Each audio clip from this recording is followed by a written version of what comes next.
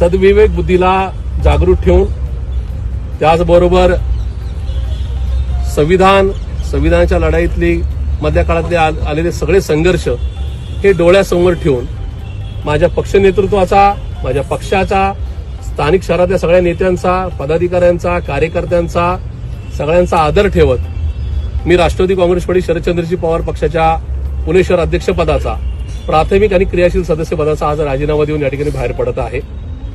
मी राजकारण सोडणार नाही, समाजकारण सोडणार नाही, माझा राजकीय प्रवास थांबणार नाही.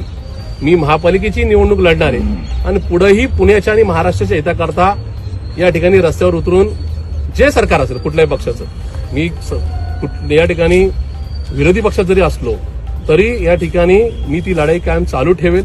त्याच्यामुळे माझी तुम्हाला नम्रतेची विनंती आहे, मी या ठिकाणी हा राजीनामा मान्य शशिकांतजी शिंदे साहेबांना, जे माझे प्रांताध्यक्ष आहेत, त्यांना मेल केलेला आहे.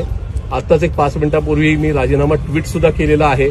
आणि मी आता काय घेऊन चाललोय तर मी तुम्हाला सांगू इच्छितोय की मी हे घेऊन चाललोय, यांचा आशीर्वाद, यांचा प्रेम, यांचा विश्वास घेऊन चाललोय.